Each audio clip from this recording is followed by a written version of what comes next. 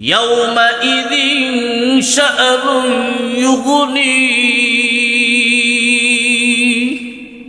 আল্লাহ পাক রব্বুল আলামিন বলেন, কিয়ামতের কঠিন ময়দানে এমন ভয়াবহ পরিস্থিতি হবে, বাবা সন্তানকে নেকি দিবে দূরের কথা, বাবা সন্তানের পরিচয় দিবে না, সন্তান বাবাকে পরিচয় দিবে না, সন্তান মাকে নেকি দিবে দূরের কথা, মাকে পরিচয় দিবে না, স্বামী তার স্ত্রীকে নেকি দিবে দূরের কথা, স্বামী স্ত্রী একজন আরেকজনকে পরিচয় দিবে না, একে অন্যের কাছ থেকে দৌড়তে থাকবে, বাঁকতে থাকবে, পলায়ন করতে থাকবে, প্রত্যেকেই নিজেকে নিয়ে ব্যস্ত থাকবে।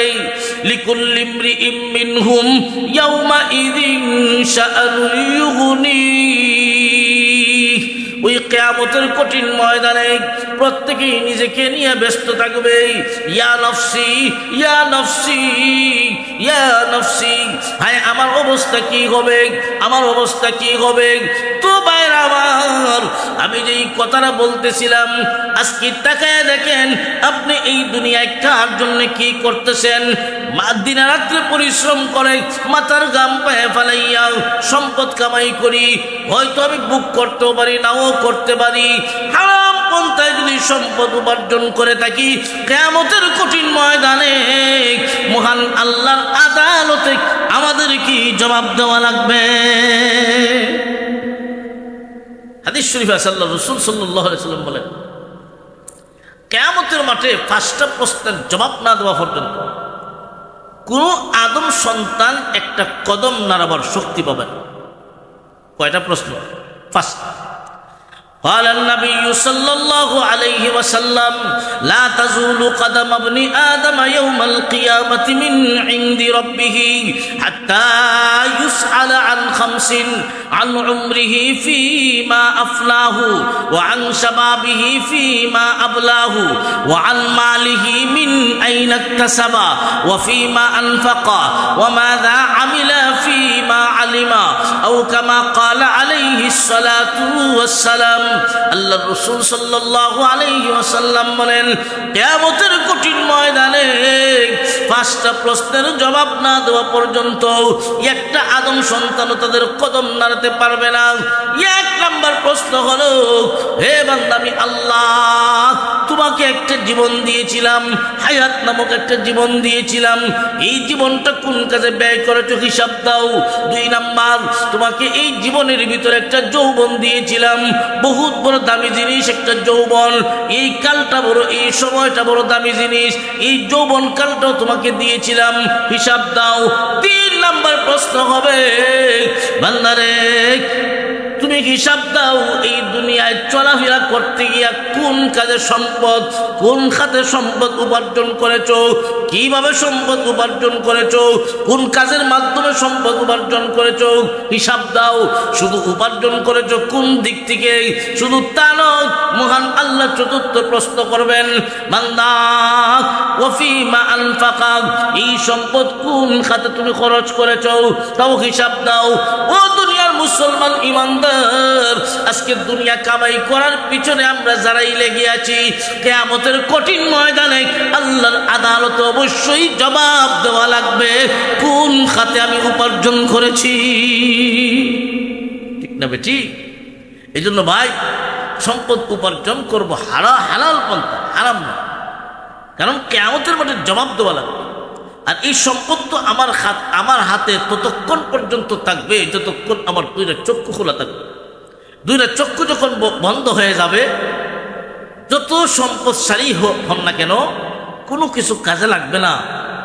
সব কিছুর রেখে আপনাকে 3 টুকরা কাহনের কাহর সাথে নিয়ে কবরে যেতে হবে। ঠিক না বেঠিক?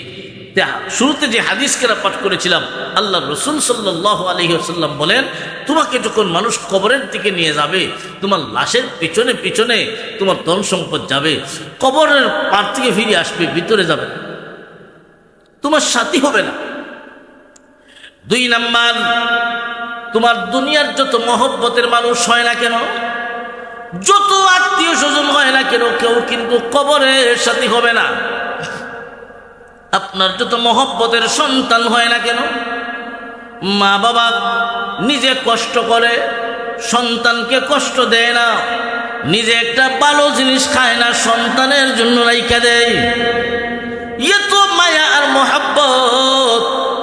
আল্লাহর নবী বলেন, যত মহব্বতের মানুষ হয় না কেন, যত ভালোবাসার স্ত্রী হয় না কেন, একজন কিন্তু কবরের সাথী হবে না, কেউ কিন্তু কবরে যাবে না রে উম্মত। দুনিয়াতে এমন কোন কথা আপনি আমি শুনি নাই, এমন কোন স্ত্রী এই কথা বলেছে, আমার স্বামী দুনিয়াতে নাই, আমি কেমনে থাকবো, আমারও দিলাও। এমন কথা কেউ কইছিনি না, কিয়ামত পর্যন্ত এমন কথা কেউ বলবে না। আল্লাহর নবী বলেন, উম্মত রে, যত মহব্বতের মানুষ হয় না কেন, কেউ কিন্তু কবরের সাথে হবে না, কেউ কিন্তু কবরে যাবে না। তোমাকে দাফন করার পরে, কবরে রাখার পরে সবাই চলে আসবে, কেউ কিন্তু কবরের সাথে হবে না। 1 বছর 2 বছর এইভাবে 20-25 বছর পরে তোমার নামটাও ভুলে যাবে, মানুষ তোমাকে চিনবে না, ঠিক না বেটি? আজকে মনে করেন আপনি আমি যেই বাড়িতে বসবাস করি, এই বাড়ির মালিক একদিন আমি ছিলাম না, আমার বাবা ছিলেন। আরেকটু আগে যদি যান, বাবাও ছিলেন না, দাদা ছিলেন। আরেকটু আগে যদি যান, এই বাড়ির মালিক আপনার দাদাও ছিলেন না, আপনার বড় বাবা ছিলেন, বড় বাপ, দাদার বাপ। যদি জিজ্ঞাসা করা হয়, বলুন তো দেখি, আপনি যে বাড়ি দিয়া বাড়িওয়ালা, যার ঘর দিয়ে আপনি ঘরওয়ালা, যার ব্যবসা দিয়ে আপনি ব্যবসায়ী হয়েছেন, যার সম্পদ দিয়ে আপনি সম্পদশালী হয়েছেন, মনে করেন আপনি যে বাড়িতে থাকেন এটা আপনার বড় বাবার হাতের কামাই। যেই সম্পদ আপনি ভোগ করতেছেন এটা আপনার বড় বাবার হাতের কামাই, যিনি 50 বছর আগে ছিলেন। যদি জিজ্ঞাসা করা হয়, রে আল্লাহর বান্দা, যার সম্পদ দিয়ে তুমি সম্পদশালী, তোমার বড় বাপ, ওনার নামটা কি ছিল বলো? আমার বিশ্বাস অনেকেই বলতে পারবে না।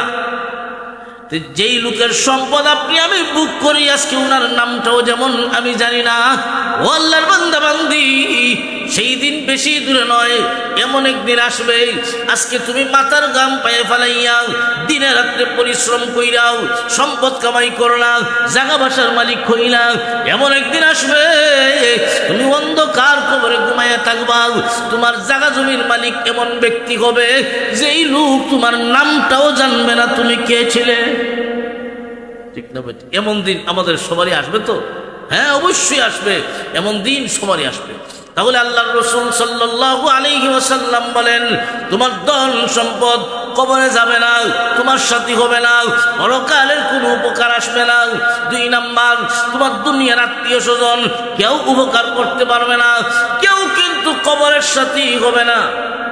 হ্যাঁ, তবে আপনি যদি নেককার সন্তান রেখে যাইতে পারেন, আপনার সন্তান যদি নেককার হয়, তাহলে কিছু লাভ আছে। আল্লাহ রাসূল সাল্লাল্লাহু আলাইহি ওয়াসাল্লাম অন্য হাদিস শরীফের মাঝে বলেন, মানুষ যখন পৃথিবীর থেকে বিদায় হয়ে যায়, মারা যায়, মানুষের 3টা নেক আমলের দরজা খোলা থাকে, সব বন্ধ হয়ে যায়। 3টা নেক আমলের দরজা খোলা থাকে। একটা হলো ওয়া ইল্লা মিন সাদাকাতিন জারিয়াত, সদকায়ে জারিয়া। আপনি যদি সদকায়ে জারিয়া রেখে যান, আপনি কবরে ঘুমায় থাকবেন, সদকায়ে জারিয়ার সওয়াব আপনার কবরে যেতেই থাকবে। 2 নাম্বার, আপনি যদি নেককার সন্তান রেখে যান, নেককার সন্তানেরা বাবার কবরের সামনে গিয়া বাবার জন্য 2টা হাত তুলবে, যে কোনো জায়গায় থাকুক, বাবার জন্য, মা বাবার জন্য হাত তুলবে, দোয়া করবে, রব্বির হামহুমা কামা রব্বায়ানি সগীরা। নেককার সন্তানের আমলের একটা অংশ আল্লাহ পাক মা বাবার কবরে পৌঁছায় দেয়। 3 নাম্বার, আপনি যদি ইলম শিক্ষা দিয়া থাকেন, আপনি কাউকে আলিফবা শিখাইছেন, উনি আরো 5 জনকে আলিফবা শিখাইছেন, ওই 5 জন আর 10 জনকে শিখাইছেন, এইভাবে কিয়ামত পর্যন্ত একজনের পর আরেকজন, একজনের পর আরেকজন, এই যে শিক্ষা ব্যবস্থা চালু থাকবে, যিনি ইলম শিখায় গেছেন ওই লোকটা কবরে ঘুমায়া থাকবে, আর কিয়ামত পর্যন্ত ওনার কবরে সব যাইতেই থাকবে, যাইতেই থাকবে, যাইতেই থাকবে। কন্যা সুবহানাল্লাহ। তো ভাই, 1 নম্বর ধন সম্পদ আমার কবরের সাথে হবে না। 2 নম্বর, আমার দুনিয়ার আত্মীয় স্বজন কবরের সাথে হবে না। একমাত্র হবে কি? আল্লাহ রসুল বলেন, ফায়ারজিউ ইসনানে ওয়া ইয়াবকা ওয়াহিদুন ইয়াতবাউহু আহলুহু ওয়া মালুহু ওয়া আমালুহু। আল্লাহর নবী বলেন, উম্মত, তোমার দুনিয়ার বান্দা টুটা যত নেক আমল আছে, যত ভালো কাজ আছে, প্রত্যেকটা ভালো কাজ যেদিন তুমি পৃথিবীর থেকে বিদায় হয়ে যাবে তোমাকে কবরস্থ করা হবে।